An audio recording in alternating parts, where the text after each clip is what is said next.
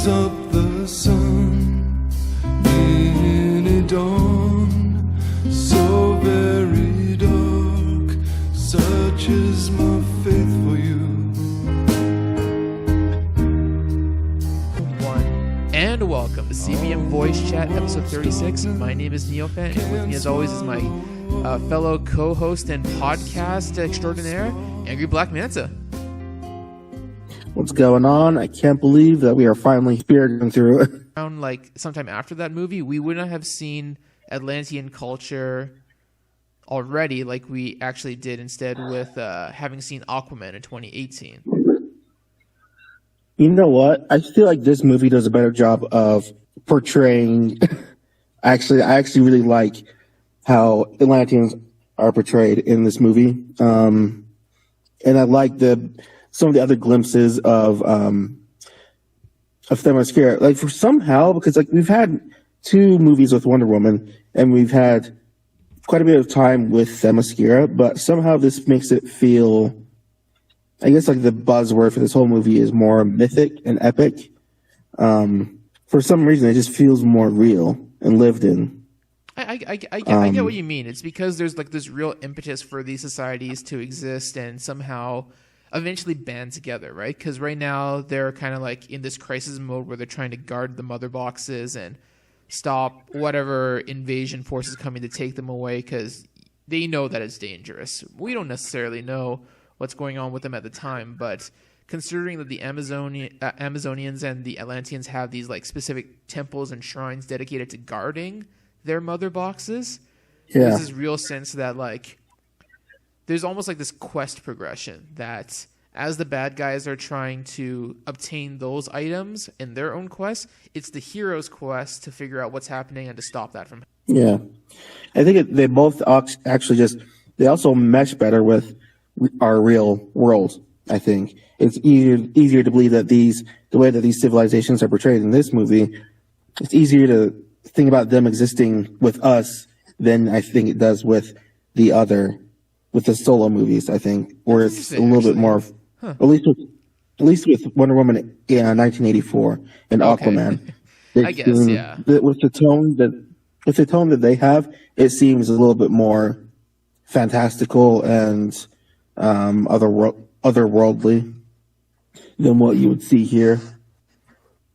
Okay. Yeah, no, I definitely get that impression too. I still think of like how much we got to see of Atlantis in the Aquaman film and how so much of it was kind of like window dressing. It wasn't particularly like super memorable apart from it being bright and kind of futuristic looking. We never really got to see much of Atlantis beyond, I think it was King Orm's throne room and that gladiator battle.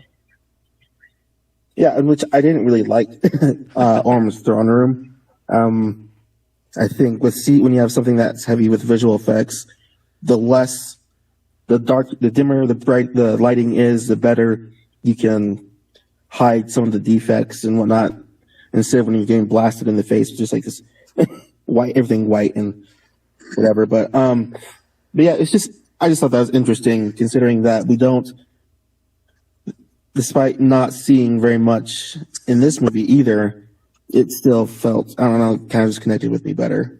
Yeah, for me, definitely, I really enjoyed like what we got to see of Amazonian culture in Zack Snyder's Justice League. We see all like the guards guarding the mother box. They look super prepared. Later on, we see them fight against Steppenwolf, and we get to kind of like we get to see how they managed to fight, how they managed to get the mother box away.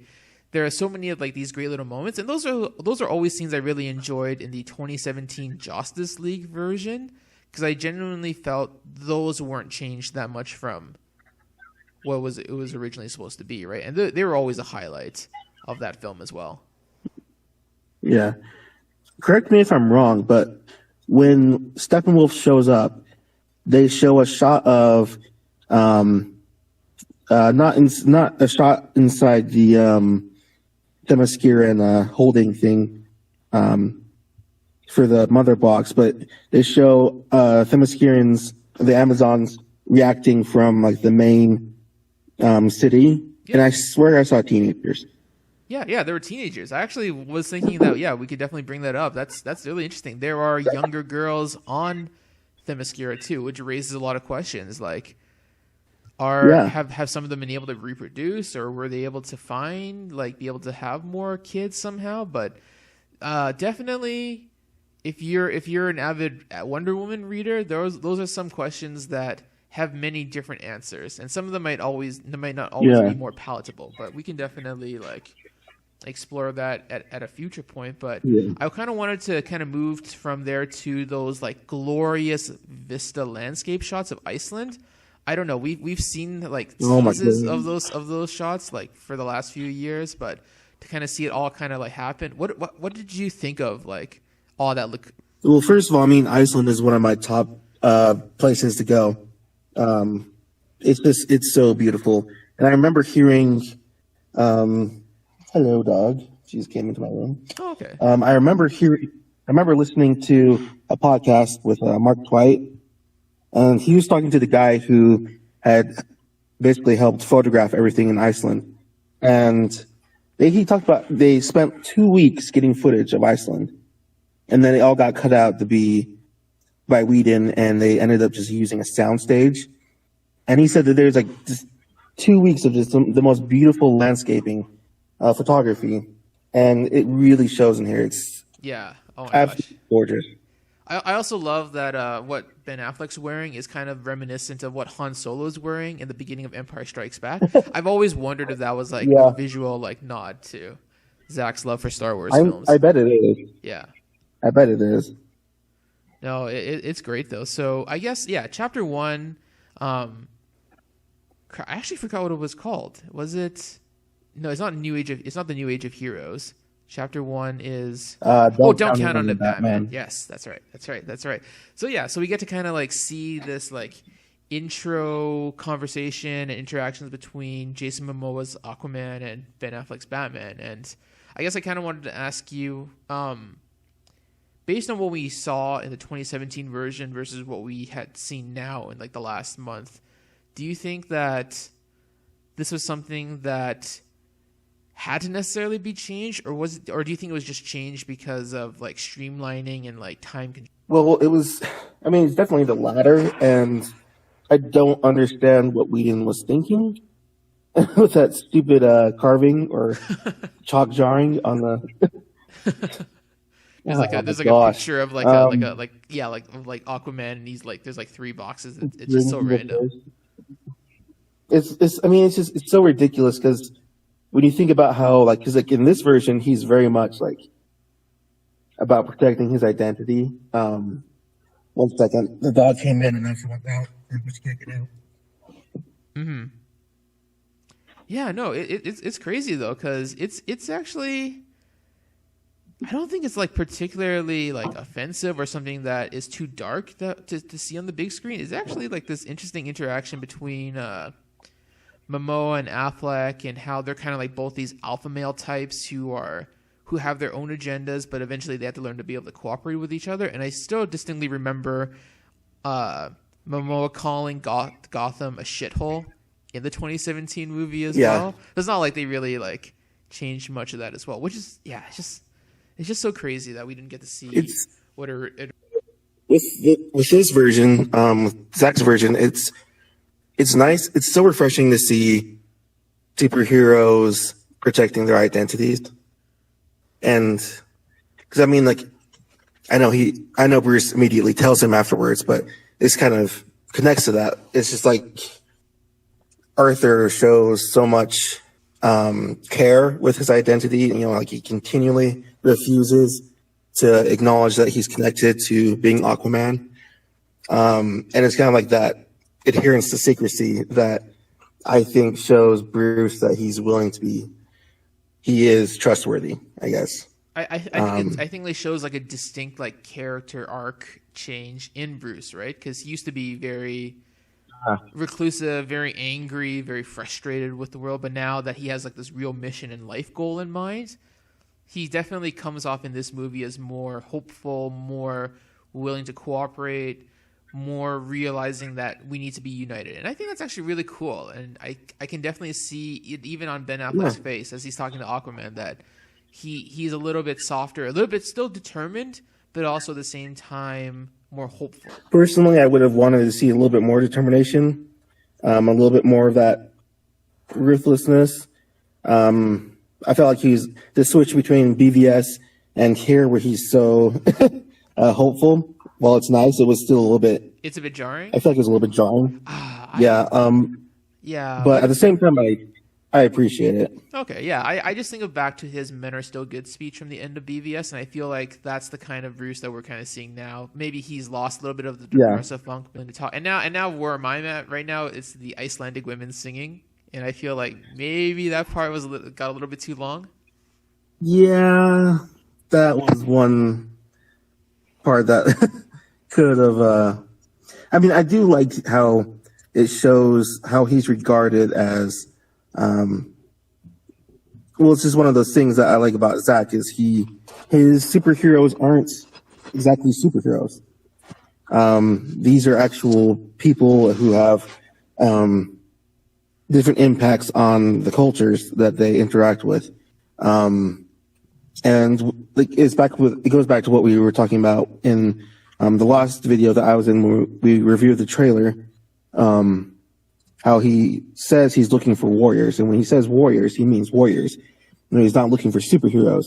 And that's, I mean, I do like that. So I do like it that they tried very hard to depict him as being more than a superhero. He's just a guy, and he may even be seen as something mythological to these people. But yeah, it lingered a little. We stayed with that girl way too long. The thing is that we know that Bruce is out there recruiting metahumans, but I've always wondered why he never really considered trying to take Amanda Waller's Suicide Squad as part of like his group. And I think you've got the reasoning there on the head. He's looking for warriors. He's not looking for like these criminals and bad guys and soldiers and like felons who are like indentured to have to serve their country. He's looking more towards people who kind of maybe have his mindset in mind, who are larger than life, who have like these grander ambitions. And I think that's kind of why he kind of sees something in Diana being one of like the other superhumans that he met in the beginning of BVS, that he wants to find more people like them. But yeah, and knowing how much Zack loves Arthurian legend and King Arthur and the Knights of the Round Table and Excalibur the movie, knowing how much he loves all of that material, and I'm a huge fan of it myself, and having just read The Once and Future King, it really connects with King Arthur's search for when King Arthur develops this idea for the Round Table. He says he's looking to kind of change the status quo, because the knights in that time were very they're very pompous and very entitled, and all of these rules revolved around benefiting their class, and it really sucked for the lower classes. So he kind of recruits, he tells Lancelot, he meets Lancelot when he's a teenager, and he says, I want you to be part of my Round Table. I want you to be one of my knights.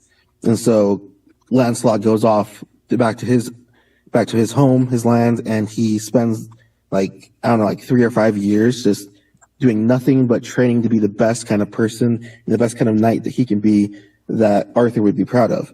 And it really just highlights, it really connects with Justice League, how he's looking for these individuals who are exceptional, but they are humble. They are virtuous, and they're good. They're not perfect though, which isn't the point. He's just looking for good people. Exactly. Yeah, I think he's looking for more people like him. I feel like after the events of whatever happened before BVS that made him kind of like the jaded, angry superhero that he was, he's now kind of like rekindled that hope, and now he's willing to look. He's realizing that there are people like Superman and Wonder Woman out there who need to come out in the open and who need to unite together, because without them all together being part of like this defense against this supposed alien invasion, then the world wouldn't stand a chance, right? So it's very much like what you said with the Arthurian legend. It also reminds me of Seven Samurai, and I'm sure that's also a movie that everyone knows was a huge inspiration for Justice League, and how it's like the story of these peasants who are trying to find these samurai or these Ronin type characters who are willing to be hired to help them protect their little village, right? And it's kind of like this. It feels like a small stakes film, but it's really like a character. Yeah. Sorry, I'm actually looking at Once and Future King because it's like that really good quote about exactly what Arthur is looking for that I think applies. But yeah, I agree with what you just said. It's pretty good too. So right now I'm at the part where they're just starting the. It's called the bank sequence. I don't think it's actually the bank heist. It's actually supposedly the Old Bailey, right? Which is like a London courthouse area. Because you can see it more in this version of the movie, but there are like solicitors and barristers kind of like wearing the robes and the wigs being gunned down as the gunmen and terrorists are heading towards the center, which is just crazy. Like I can imagine this being a little bit too serious and dark for people who generally watch comics. Yeah, it was. I feel like it was a bit much. I actually was really disappointed because they showed footage of them putting the fight scene together, and it was a lot more hand to hand and a lot less of just Wonder Woman splattering people against the wall. So I don't know. I guess you want to have that debate, right? So. Do you believe that Wonder Woman was a little bit too overzealous in taking down those terrorists? Yeah, I mean, and by Wonder Woman, I think just Zack. I just don't understand the decision to change it to be more just bam, bam, bam. They're all incapacitated or dead. I feel like there's a little bit out of character for her because, I mean, like I said, I've always maintained that Wonder Woman is not a superhero. She is a warrior and an ambassador. So I've never had a problem with her killing or using a sword or anything like that. But at the same time, it's not something, she's not the kind of type to just mow down people. I mean, I get it in this situation. I get it. But it was, for me, it was just a little bit much. I did like Diana's interactions with the girls. I talked about it after I first saw the movie, but I like Zack's depiction of both Arthur and Diana better than their solo movies. She just feels really real in that scene, you know? Yeah. Well, for me, yeah, my reasoning for why I guess we didn't get to see too much of the hand-to-hand and more of like the make the bad guys go splat is because as it shows in the movie, there's only a 1 minute timer on the bomb that's supposed to blow off, so I don't think she necessarily had the time to really like punch and kick and subdue the foes. It's better just to take them out as fast as possible, but I think that could be also like a story constraint as well. Like you could have easily just set the timer to like 5 minutes, or maybe Wonder Woman was just so fast she could have easily done. But I feel like at least for this scene, this was a Diana who was so determined to like save as many people as possible, and considering that these terrorists are willing to die anyway, she just kind of like sped up the process. Yeah, I mean, I think the biggest gripe I have is just that the scene that they had come up with first looks so freaking cool. Yeah, because they were like behind the scenes like footage, right, of them kind of like practicing the choreography for the fight. Yeah, it was like the stunt team just laying everything out. I guess so. Yeah, no, it's pretty crazy. But I also really like how fast Diana moves, essentially, and the choreography works in a way where you kind of like see it all very fluid in motion, right? Unlike the I don't know, there are other action movies where they kind of do all these like quick cuts, and it can definitely tell that the fighting sometimes isn't always being done by the actors that are portraying them, because they're like these constant like cuts for like the stunt doubles to get hit or to do the fighting for themselves. Yeah. This is actually always my biggest question. I've always wondered if Diana had stopped the terrorist bombing, why was there always like shots of like this huge explosion in the courthouse? And now we get to know why. It's because Wonder Woman used her like bracelet power, and she just like disintegrated that guy. Like, yeah, isn't he a Game of Thrones actor? The guy who's playing like the lead terrorist. Yeah, he plays Roose Bolton in Game of Thrones. Mm-hmm. He's really good. I feel like he should have had a little bit more to do because he's a really good actor. But it was fine. What was I going to say? This was another good example. Like you were talking about how fast Wonder Woman is. This is another good example of how Zack is really good with setting scales for how strong and fast people are.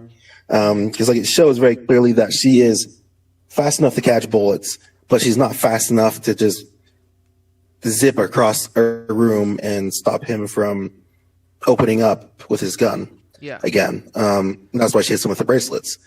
It's just another instance of just like I love his attention to detail. And I feel like he definitely uses slow-mo to his advantage to really like showcase like how she perceives time at that moment and why it's almost like believable that she's able to move so fast and like intercept all those bullets going on at the same time, right? So yeah, so yeah, we get to see the explosion. And to me, this is like a little bit of a comedic effect is when that hat slowly flies down to the top of the police car. Like, I was laughing hard when I first saw that. I was like, yeah, that guy's a goner. Yeah, me too. I mean, but it was a really nice touch. Exactly. Yeah, okay, that actually brings up something that I've always wanted to ask people who have seen the movie. How do you feel about the constant recurring theme in Wonder Woman's soundtrack, or every time she's on screen? The ancient lamentation. Ancient lamentation music. The very strong throat singing. It worked. It's really cool. But it was so overused. Every time she did something. Like yesterday, I was just watching the part of the final battle where they're basically it's just them trying to get to Steppenwolf, and every time she like blocks a bullet or something for Batman, he plays that stupid theme. Every time she stares down Steppenwolf, the theme just plays. Yeah, and it's like I dread watching this movie again. Every time I rewatch it, I dread watching this movie again because I don't have to hear that freaking ancient lamentation. It's just too much. Okay, I will say that there are a few times in the movie when the Hans Zimmer "Issue With You" Wonder Woman theme plays during her fighting, and I've always found that to be like a welcome reprieve. And part of me wonders if, instead of hearing ancient lamentation music all the time, if we had just maybe heard like a slowed down version of the da na na na na na na, like would that have been a better choice? Yeah, and there's also like in I think it's in BVS, but like some BVS whenever like we see her, it's the same thing, but like it's but we only get hints until we get the final thing where she drops in, where it's just on the cello. You just hear the like what are like the backing between 1 and 3 note. Yeah. Mm-hmm. Yeah, that works so much better.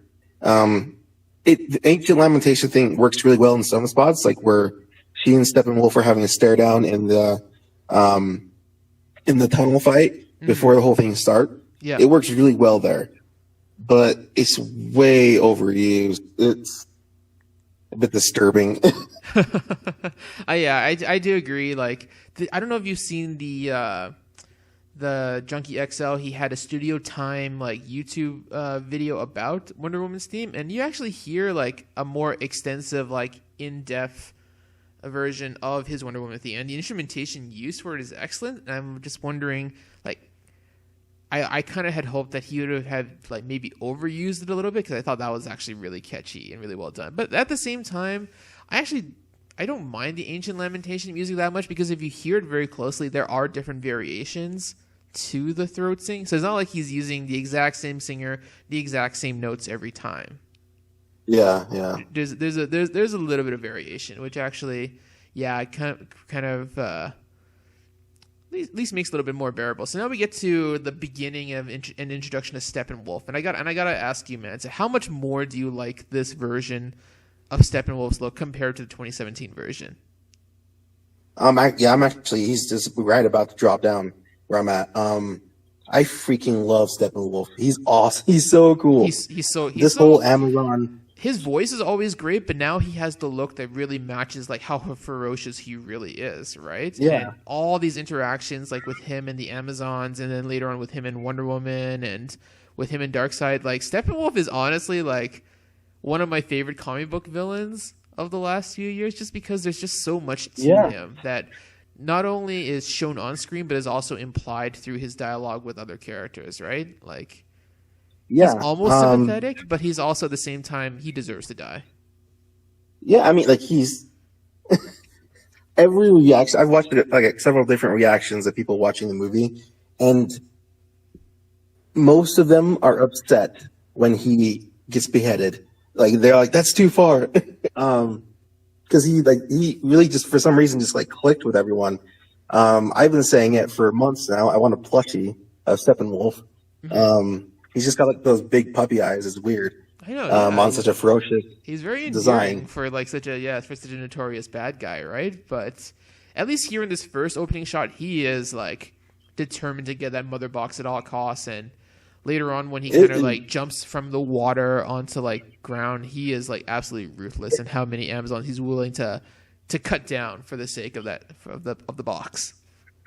This whole fight scene, this whole entrance for him is just unreal. Like, I don't think we've ever seen a villain in any comic book movie who came in and just wrecked everyone. I mean, you have the Joker in The Dark Knight who have, you have the whole bank robbery scene, which is cool. And there's ruthlessness there, but I don't think we've ever seen a villain come in and just wreck just like a group of people that we knew was just like formidable and just takes them out with almost not ease, but like he doesn't really break a sweat either. This is another, I think, but again, with this whole scene right here, this was a part where I ran into where there's a bit too much slow motion, or the slow motion dragged on a little bit too long with Hippolyta sliding underneath the door. Yeah, and all the Amazons kind of like hammering down the wooden post so that they can close the temple so that they can kind of seal it and hopefully prevent Steppenwolf from ever coming back out. It ends up being a futile effort, but at the same time, I think the slow-mo works because you get to see the Amazons full frame, and like you get to see like the glistening of their bodies and like how incredibly muscular and athletic they are as they're like doing this incredibly noble deed. Yeah, I mean it's fine. I don't have a problem with that. I mean, there's just too many shots of Connie Nielsen, like every time you see her running forward towards the camera, like it's slow motion. We just didn't need that. Mm-hmm. Yeah, and like when she slides on the door, like we know she's gonna get under. We know she's gonna get through. We don't need to see her in slow motion the entire time, up to the point where she's even running away in slow motion. It's a bit much. Okay. Right there.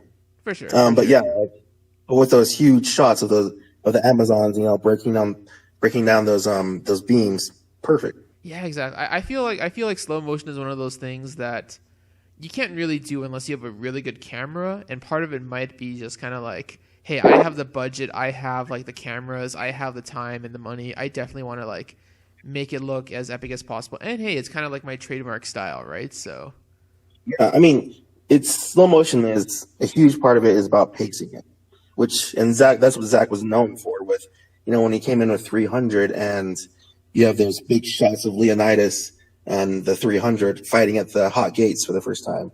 And he really redefined how to use slow motion with how he was able to utilize it with ramping up and everything. But right here, the pacing with it is just a little bit too much. Okay. No, that's fair. So yeah, it's slowly heading into probably one of my top favorite scenes of not only this movie but also in Justice League, which is the whole chase sequence of Steppenwolf trying to chase down the Mother Box here, and just all the choreography. So yeah, it's amazing. But actually, the thing that really like seals the deal for me is that I'm pretty sure this is the first time in the movie we hear the crew at War Power. Yeah. It's such a good theme. I wasn't sold on it when it came out before the movie, but when I saw it with the movie and saw it in action, I freaking love it.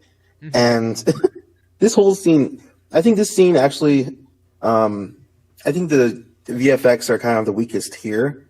The green screen is very very obvious, I think. But it's at the definitely same very heavy on time, CGI and yeah, but I at the don't know same if any of the time, real horse. I think it's just the green screen, the background, really. The landscape against the horses and everything.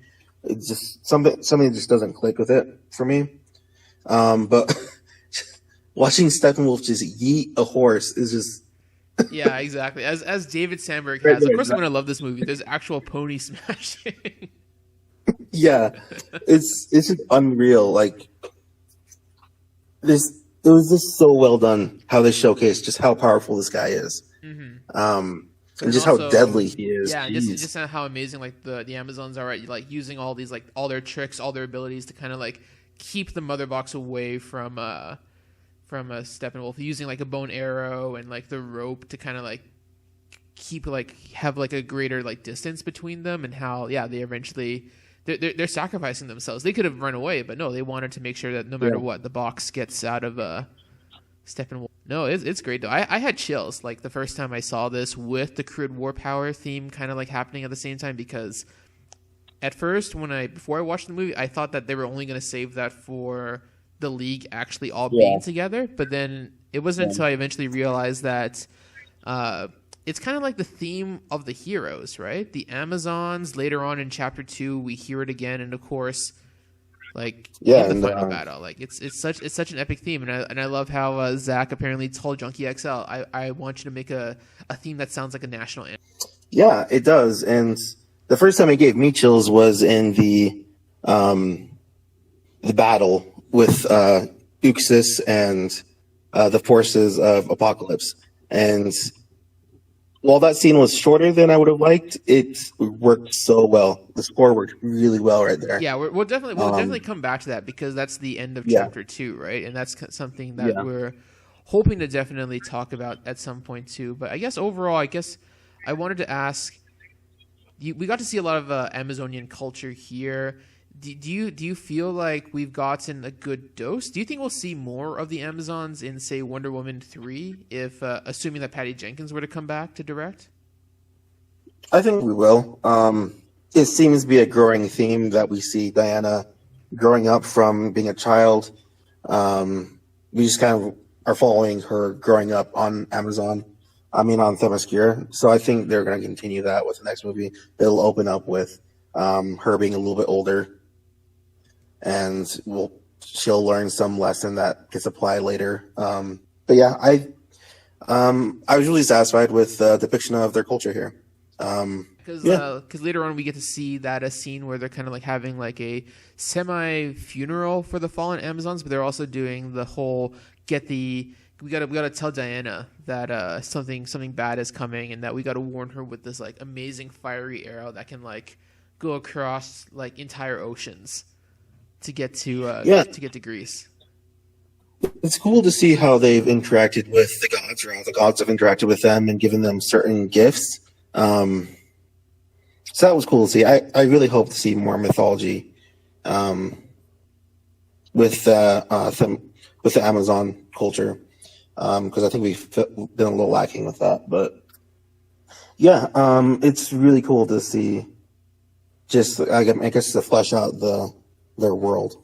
Part of me hopes that the Wonder Woman 3 will be kind of like a how do they call it? It's like a return to home, or like a full circle, where Diana eventually goes back to Themyscira, like with all the experience and knowledge that she's attained over like the hundreds of years that she's been away from her home island. I don't know. I've always imagined that Wonder Woman 3 would be kind of like this journey to Themyscira and then going into the underworld for some reason. Maybe it's to find Steve again, because Steve is like always going to be present in her life, but who knows. So right now, part 2 has just started, the Age of Heroes, at least on my end, and we kind of get to see Steppenwolf land in what ended up being Chernobyl, and just kind of like setting up his base right there, which is pretty cool. One of our first teams was born. Mm-hmm. And we also get a hint that Steppenwolf has a loyalty to a higher power, and that ends up, of course, being Darkseid. And if you're someone who's not like a comics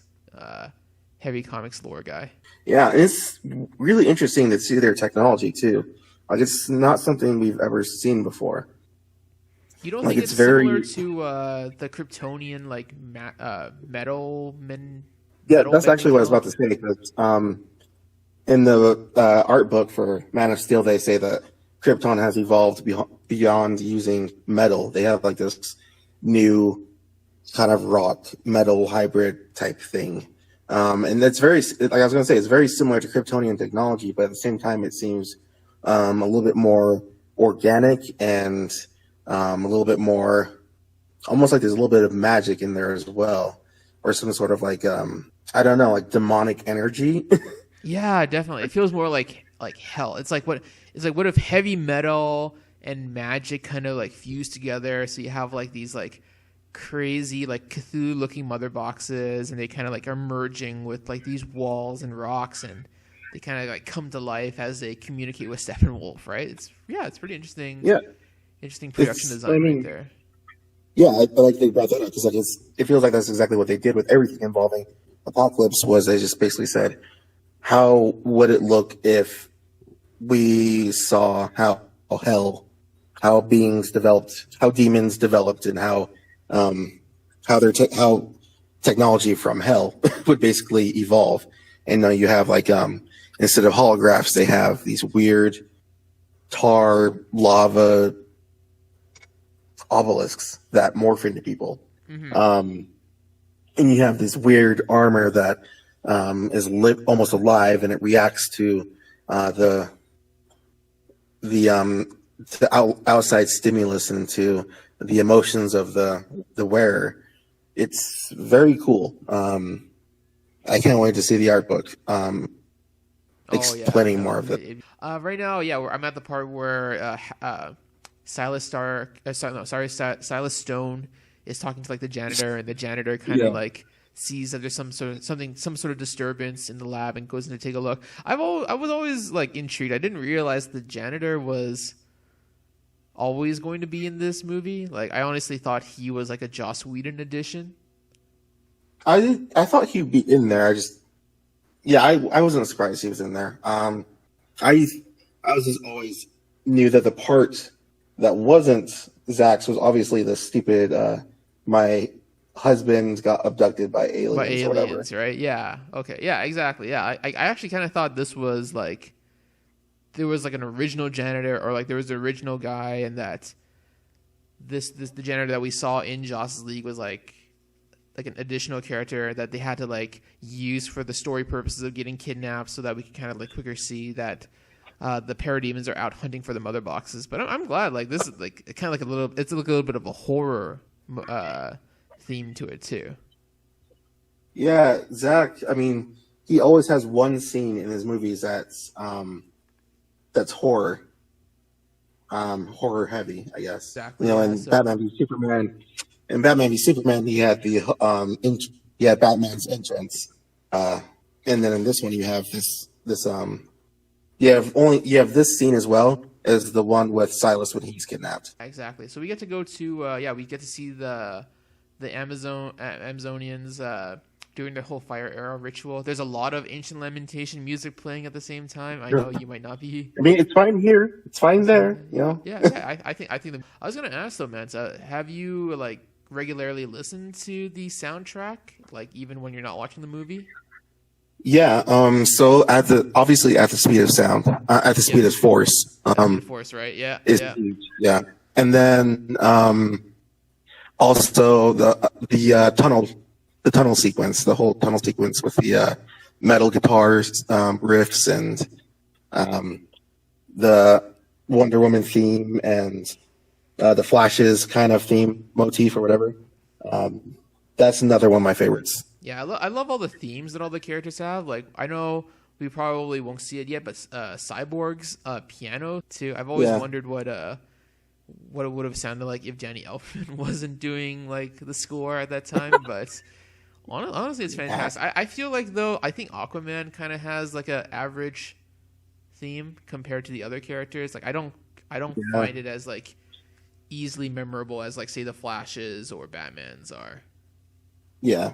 Definitely, I agree. It's still pretty good though, and I'm very partial to I think it's Rupert Gregson Williams' theme for Aquaman. It's very catchy. It's almost kind of like the techno and electronic inspired thing with a bit of the orchestration as well. And I've always liked the Aquaman. I wasn't a fan of the Aquaman score. It was way too 80s.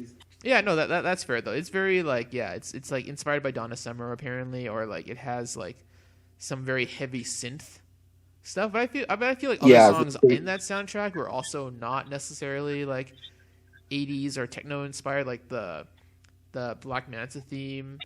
Even though there's like an 80s song playing when Black Manta, there's also like that's the one theme I did like was Black Manta's. Yeah, exactly. That was stuck in my head. That was stuck in my head really easy.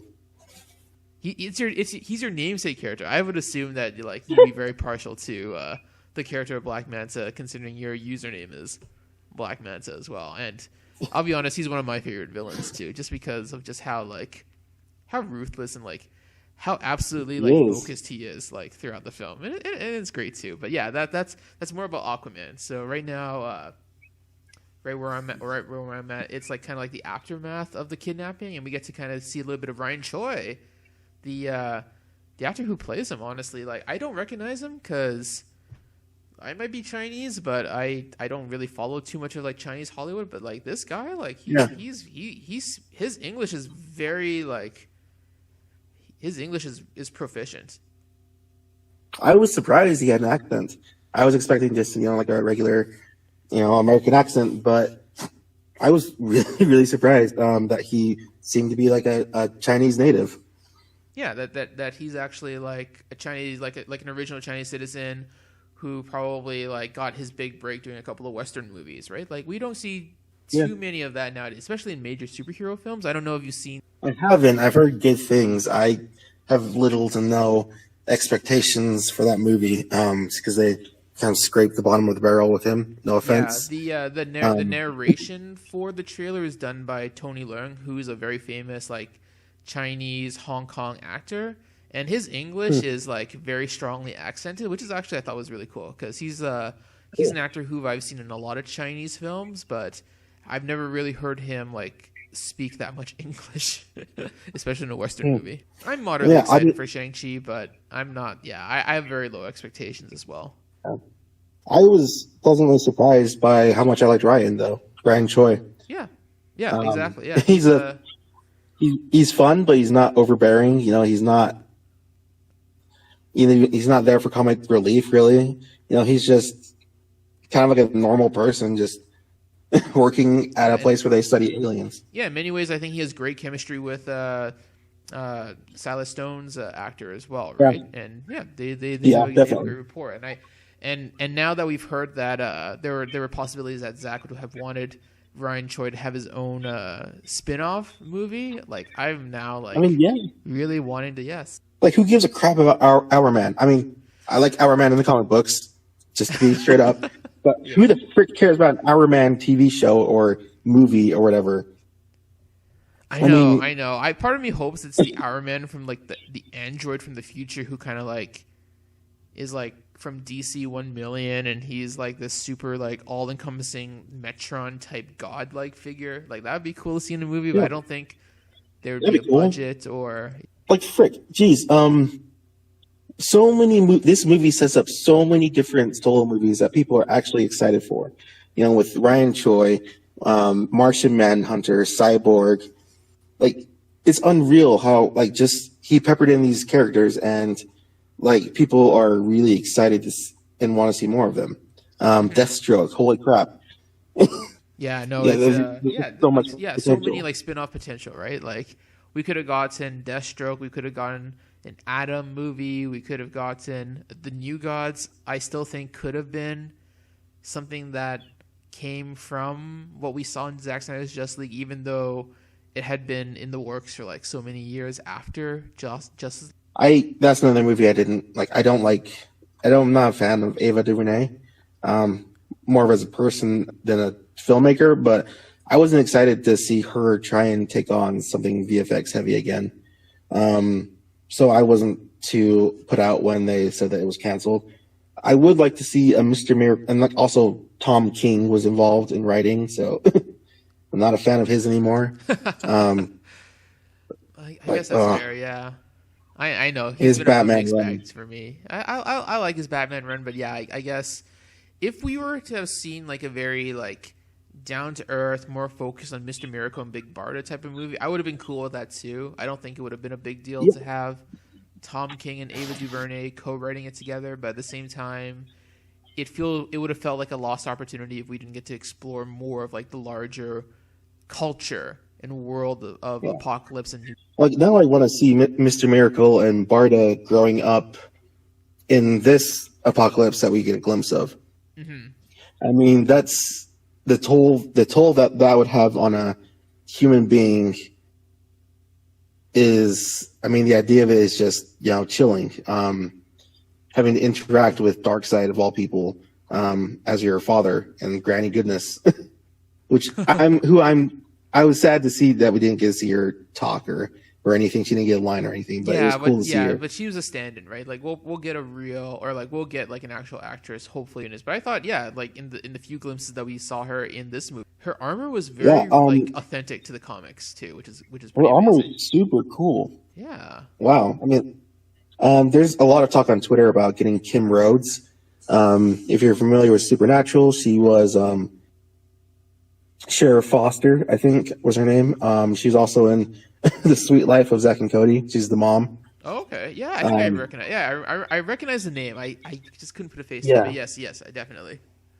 So she and Ray Porter have been friends for like 20 years or something. So that would just be really cool to see That'd them. be so cool. Like I would love to. Yeah. Right now we get to see a bit of Aquaman, kind of like rescuing somebody. I don't know how you felt. Are you familiar with the song that plays during the sequence? I am not. Okay, because it's apparently a Nick Cave song, something about the kingdom. Oh. I've seen it touted. Yeah, I've seen it touted as like one of the best like pop song transition, or like a song that fits so perfectly with the characterization of Arthur at this moment. Yeah, I'm not a fan of Nick Cave, but I didn't recognize him, and I didn't recognize it at first. But yeah, definitely has a Nick Cave sound to it. I love this whole sequence. Is that giving a little something back to the female audience? Mm-hmm, exactly. Yeah. And you know, I ain't into guys, but I would change scenes for Jason. This scene was awesome. Yeah, exactly. Do you lament the loss of Icky Thump originally having? I think either one works really well. But this is Zack's version is a lot more drawn out. It's probably twice as long as Whedon's was, so I don't think Icky Thump would have worked quite as well with having this much footage, though. Yeah, exactly. Icky Thump is like a cool, like short, quick, like crazy pop song, but it might not have necessarily worked with something that's a little bit more longer and drawn out. I like how they have that sign that still says like "Watch out for slipping," and that was always something that was too. I will say though that sorry. No, go ahead. I was gonna say that every time Jason took off his shirt, my mom was watching this movie. She would kind of gasp a little bit. She'd have like this, and I laughed so hard because I was just like, "Mom." I mean, I get it. Yeah, I this get is just it too. this is such a good shot. Mm-hmm. Yeah, all that real water like going on to Jason. Like real water. What I was gonna say is, I think it's hilarious that Aquaman doesn't give a crap about pollution. Yeah. He just chucks his bottle on the deck on the dock. Well, he doesn't care about Atlantis at this time too, right? He's only lived among at this point, care about the people or like the culture that lives under the ocean. Yeah. I don't know about you, but I just enjoy the underwater shots here with Zack's version so much better. It was like I was saying with VFX, it works so much better when you work not in a kind of low lit environment. It works so much better. You can hide the defects and you can get away with a lot more. It just looks, for some reason, it just looks better to me, these underwater sequences. Yeah, for me it looks great too because I'm watching the Justice's Grave version. It really works for me. It feels like he's really underwater, and like you can't really tell it's all CGI because it honestly feels like they just took Jason, put him in an underwater tank, and just have him film like all his shots there. Yeah. But it wouldn't have worked if you got like a Volko and like they're all standing. Yeah. I don't mind. I don't know about you, but I don't mind the bubbles. It makes sense to me that they have like this echolocation shorthand. Like they use like the clicking to communicate if they're just underwater. Yeah, like it's kind of just like it's just kind of like they don't use it for conversations. They just use it to like I said, just like it's kind of like a signaling. Yeah. It's kind of like a for me, more skilled. Yeah, for me, I like the air bubbles, but I don't think they would have been practical in the Aquaman film, considering a lot of the movie takes place underwater. So I think it would have been a really tough way to kind of like to do it. Part of me wonders how Volko is able to create the air bubbles, because I thought only Mera had the ability to like manipulate water to that degree. So I don't know if Volko is just using like a device, or if he naturally has a power, or if it's just something that Atlantis can do to communicate with each other. So I'm thinking it's more of like more of a high noble society kind of thing, that people who are, I guess, considered noble from noble lines or something have limited hydrokinesis. And then you just have Mera, who becomes from like an especially strong family line of hydrokinesis users. Okay, yeah, because from what I remember in the comics, I think Mera was very unique, because she was from like this other offshoot of the Atlantean race that could manipulate water. Yeah. So it was only her and like a few other people in the comics. Yeah, so I think this is I think making air bubbles is basically the extent that Atlanteans have, with the exception of Mera. Exactly. So now we get to one of the really cool scenes, which is of course the apocalypse technology being used. Yeah, Desaad. I love Desaad's voice and his look. Mm-hmm.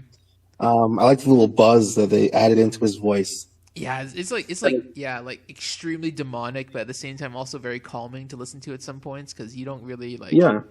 Like you do hear Desaad raise his voice a little bit, but it's kind of like this very like soothing tone. Like he could read like an audiobook, and I would definitely voice. Same with Kieran Hines too. I think Kieran Hines is like an incredible vocal performance in the scene as well. I think I was surprised by how human Desaad sounded. But like he also, like, that buzz gives this kind of like insectoid feel. Exactly. Like if you imagine someone torturing you and having that voice, it'd creep me out. Yeah, originally I would have thought that Desaad would have sounded more snake-like, right? Because that was like his characterization in the comics, that he kind of like, it sounds like this Igor, like evil torturer type. But I was pleasantly surprised that wasn't really the case. And yeah, he's just the overall like great character I would love to see more of, like in the future someday. Yeah, I just usually with advanced technology, you can kind of tell like how they kind of would come about, how they go about accomplishing some things. But like with this technology, I have no idea how it would work. Oh, you mean like in terms of the VFX work, or just like how Apocalypse create these holograms? Yeah, like these weird holograms. So it's like it's dripping fire, but it's like at the same time it's still like obsidian. Mm-hmm. It's really weird. Yeah. I guess they just know how to like transmute like these kind of like elements together. Like maybe living in a planet that's just like all like molten rocks and volcanoes and everything. They've learned how to like harness technology that can manipulate fire and rock in the same way, right? It's just so cool. Plus I love energy. Plus I love Kieran's like delivery, of course, like no protectors, no lanterns, no Kryptonians here. Like we've heard that so many times in the trailers, but to actually see it in context is But yeah, no, now we're getting into kind of like probably one of your favorite scenes too, like the slow setup into that Age of Heroes flashback, where we actually get the former like the former forces of Man, Atlantis, and Themyscira work together to Uxus. Do you say Uxus or Uxus? I was saying Uxus. Uxus.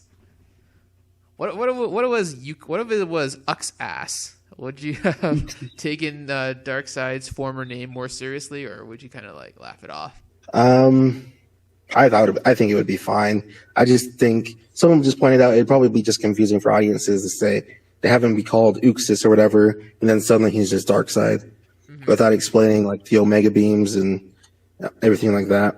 Yeah, well, it's funny because I don't think Uxus was a thing in the original Jack Kirby comics. It was something that was actually done later on in the story of Darkseid from another writer who apparently gave him that name. I've heard that it was something that Kirby did. It was just some of his later stuff. I don't know though. Maybe because what I had thought that it was originally Mark Evanier, who was Jack Kirby's protege, who is actually like this really cool like writer artist guy who I've actually met in real life a couple of times. Like I thought it was in his work on the New Gods where he kind of coined. I guess I don't know because I don't know that for sure because I haven't read those comics yet, but I did read there was I think it was a tie-in to Forever Evil. There was like an issue that kind of had this New 52 origin for Darkseid's character. Yeah, that's one that's one that I read as well. And it's cool because he was originally like a farmer who had like gotten messed with too many times by the gods, so he decided to like plot and find a way to kill them all and take all their power for himself. And I thought that was actually like a great issue overall. Yeah, me too. Like I said, I would have wanted this to be longer, this battle. Some of the costumes also look a little comical. Like they or were more stereotypical. stereotypical. They were kind of like on loan from like 300 or from Westworld or from another place. But I don't know. It just looks so cool. I wish it was longer too, but I don't think it necessarily needed to be because the main point is that we got to see all these forces kind of like group together, meet up, and eventually like fight in this epic Lord of the Rings battle. I don't think that was the main focus of this movie as of yet, but I've always wondered if in Justice League Part 3, if we would get to see a modern day equivalent with all the forces of man, the Atlanteans, the Amazonians, the Green Lanterns, the Martian Manhunters, the superheroes all fighting together against Darkseid. There's like this great like final battle. I guess I don't know if you've that was in his storyboards. Yeah, exactly. Yeah, they were from his whiteboards, right? That had been on display in Dallas. Possibly co-opted by Marvel, but you know. Yeah, I mean, just a well, theory. they do their own thing. Yeah, some ideas just happen to be. At the same time, these sequences are great. Sector 2. What the? Get out of here! Oh my gosh, you're wet. Why are you wet? You little turd. I'm guessing that's your dog? Yeah, she just came bounding down the stairs and bounded into my room, jumped on my bed, shook, and then just ran off. Okay, that's your own epic little battle, right? I mean, I mean, we weren't planning to record for too much longer. Did you want to pause for a second to check on your dog, or how are you feeling? No, she's just came bounding in like she's about to jump back on. Okay. Dork. There's been a lot of complaints about Uxus or Darkseid going down pretty easy. Which he didn't have his full power yet at this time. Yeah, he hadn't fought so many. I am sad how he was able to easily take out Green Lantern like that. Like that Green Lantern was he wasn't that strong on all things considering, but at least he got a couple of good shots in. 2417 is a little lacking. Yeah, well, yeah, in the comics, he's referred to as Yalan Gur. He was like the original Sector 2814 Green. Cool, but we got to see more of him. I don't know if I thought we had heard that there was supposed to be a scene where one of the Amazons was going to turn into a parademon, so she had to kill herself before the full transformation. Yeah, I was wondering where that went. Yeah, I thought that was something that we'd actually seen in the trailer, but I guess that was something that was just cut out. Nevertheless, it's just so cool to see all this in black and white. I love how the Artemis, the god, she just shoots an arrow, she just blows up a ship, straight up, freaking cool. And yeah, this is when and then you get to hear the crude war power again. It's like the big hero theme, and now it's like the aftermath. That one Atlantean king just stabs the one parademon, and he kind of raises his trident in victory. Yeah, I know. Yeah, you're right. I do wish it could have been longer. I wonder if there's like some like behind the scenes footage that we haven't seen yet, but might be like on a Blu-ray or like a bonus shot. This shot is great though. I mean, I guess overall, yeah, we're kind of nearing the end of the second part, and I just kind of wanted to ask you, in terms of what we've heard so far from the proposed whiteboards for Justice League Part 2 and 3, is that something that you're overall like you'd want to see on the big screen someday, or do you think there's like parts of it that might have been that time? I don't want a lot of what he had planned. Especially with the whole Bruce and Lois thing. I think that was one of the good things that WB said no to. It doesn't work. There's stuff like Clark gives up the Superman. I mean, Superman gives up the Clark identity entirely. I wasn't a fan of that either. So there's just a lot of stuff that I don't think would work or go over well, that would translate well.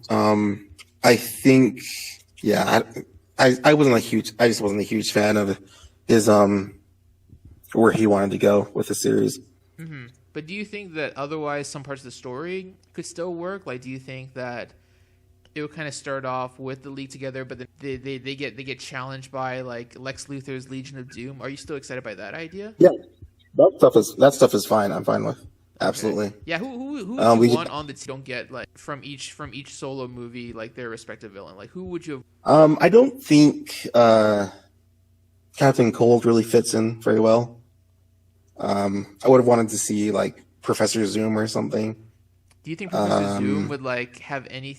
Would Lex Luthor have anything over Professor Zoom? Because part of me wonders like if Lex Luthor is like supposed to be the leader of this Legion of Doom, he's gonna have to find ways. All of the villains. Yeah.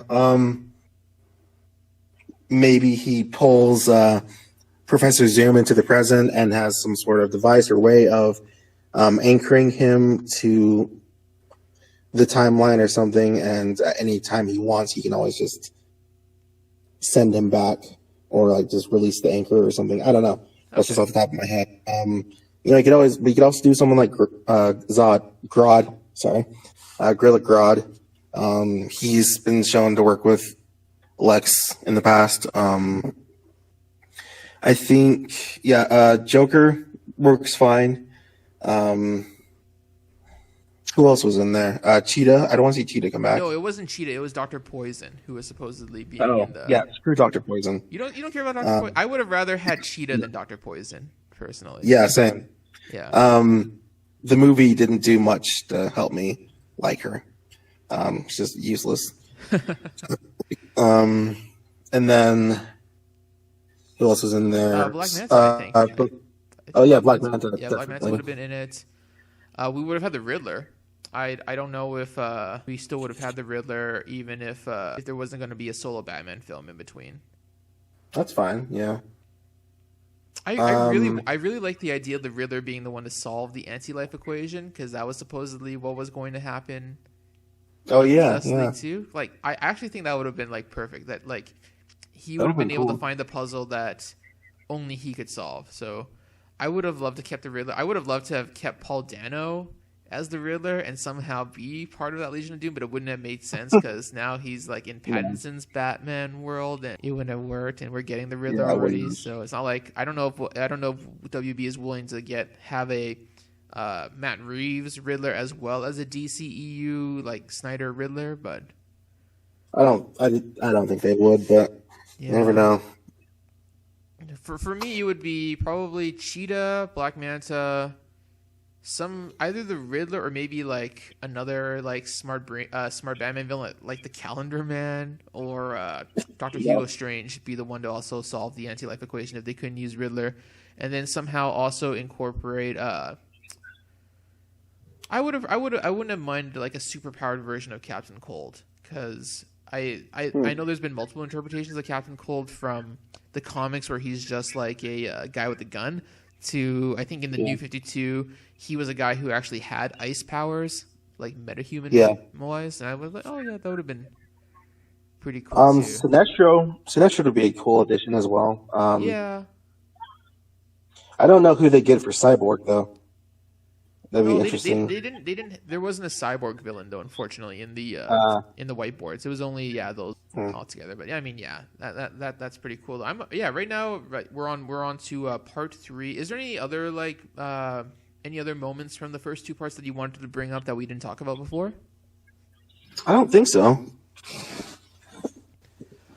There was something that I wanted to talk about, which was the that slow-mo shot when Lois is walking and bringing the coffee to the cop, and she goes into Heroes Park. Oh, yeah, that's great. I love that. Yeah, I love that scene too. That's also another Nick Cave song that's playing in the background. I think that's probably, with the exception of this upcoming song choice, is probably my favorite in the film overall, because I really like that Nick Cave song. It's like about heroes dying and not being able to last. That was like such a beautiful moment too, and was something the 2017 theatrical version. I don't know why they would have cut that scene out. That was I don't know. Otherwise I think we'll probably wrap up here. Thank you so much, Manta, for joining me. We're definitely going to try to get Hank to come in for the next part, which features his favorite superhero character in the DC universe, because I definitely want to hear him rant on everything he either loves or hates about the Flash.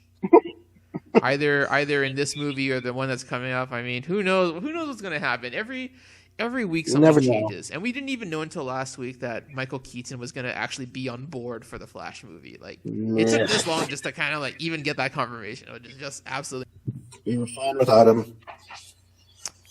Yeah, it's true. I really like Michael Keaton, but I really don't like the idea that he would somehow replace or like be the new Batman in some way in the DCU. It doesn't make any sense at all unless he was the actor. He was the kind of actor who could be in a Sony Marvel and DC film at the same time. I know he's great, but I don't know if he's like that able to. Yeah, and he's been making a lot of good movies that aren't comic book related. So I hate seeing actors and creatives who are like chained to comic book movies. Or they're only famous because of comic book movies. They don't get regarded for like any of the other work that they've done. Yeah, or like they were like a very good established actor, and then all of a sudden they're sucked into comic book movies, and that's all people know them for now. So I think that's actually a good like kind of topic to kind of end on. I actually wanted to ask your impressions on, I guess, what comic book movies are nowadays. Now that we've got like streaming shows like WandaVision and The Falcon and Winter Soldier kind of like airing as like these extended 8-hour plus comic book movie / TV shows. I mean, what do you think could be the future of DC? Do you think that they're going to do something similar apart from that one Peacemaker show? I don't know. Because honestly, we were better off with what Netflix was doing. I would like to see HBO Max do like a Deathstroke series and that kind of stuff. But kind of, yeah, I mean, I think it would work. I don't know. The examples that we've seen so far, like I'm not a huge fan of Captain America and the Winter Soldier or whatever, Falcon and the Winter Soldier. I'm not a huge fan of how they're being done. So I guess it would just depend on who's doing it. Okay. But do you think it's like an overall successful idea to have spin-off characters get their own show, 8 episodes or whatever on Netflix or HBO Max? Like, do you think we'll see more of those instead of having like straight 2-hour solo film? I honestly don't know, because on one hand, I think it's cool to have some characters fleshed out, but at the same time, I don't like having to chain supporting characters for the movies, and then you have to force the audience to watch their TV show for it to make sense when you see them in the next movie and to see where they're at. I don't like that idea at all. That's like a very Disney idea where you're forced to watch all of their content, and you're just basically masqueraded in their content. You're kind of just basically like being forced into having to watch everything. It's like this one long TV soap opera type thing. Instead of having to watch like 5 movies, 10 movies, or 20 movies. Now you've got to watch 20 movies, 4 TV shows, a couple of animated spin-offs, maybe like a web series, and then you go to the next movie, right? It's just too much. Yeah. Because like whatever you do, like because like when you do that, it makes it so that like whatever you do, it doesn't matter how good your or bad your content is, people are still forced to watch it because they feel obligated to watch it just so they can keep track of who's doing what. And I hate that. And I know a lot of people's argument would just be, well, just don't watch it. And it's like, well, if you're invested in something, then you really want to. So it's not that simple. Mm-hmm. And I think that's just a really slimy way to operate. For me, it just makes the whole like point of the story kind of moot. If you're just only making the show or a spin-off or whatever just to set up a next movie, then that basically means you're ignoring the actual meat and content of the spin-off show itself. Like, for whatever things might happen in WandaVision or Falcon and Winter Soldier, if all that's being done is to set up like where those characters are going to be for the next movie, it's going to make the whole entire story of those shows seem kind of yeah, and that's what Marvel's been doing for like the last 10 years or whatever. Their solo movies have existed. Most of their solo movies have existed primarily just to set up what's next or to have like an Easter egg. They're just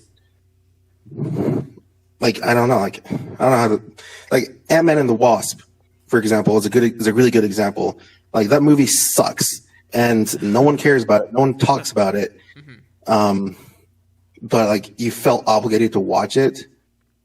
And then like you feel obligated to go back and watch it if you hadn't when you see Endgame, because obviously that's where you see you have to know where Scott was when he finally shows up in the van when the rat saves his life.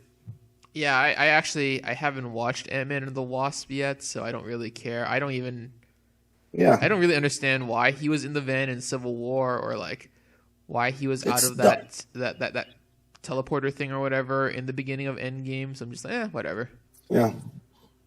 That's cool though. Yeah, it's an interesting way to kind of end things on a rant against Marvel. But I mean, well, definitely, if anyone does happen to be listening up to this point, thank you so much for following us on this journey, and hopefully we'll be able to continue on soon with the next part where we go over parts 3, parts 4, maybe even parts 5 and 6 of Zack Snyder's Justice League. I mean, it's such a long movie. Yeah. You're gonna need like a lot of time to like really like discuss everything, and also kind of like speculate for what's going to happen next, and whether at this point we'll get any sort of announcement on the restoration of the Snyderverse. Yeah. But yeah, thank you so much. Yeah, but otherwise, thank you so much, Manta, for joining me today. Hopefully, we'll get Hank on next time, and yeah, it's been pretty crazy. Thank you so much for having the time today. Yeah, you too.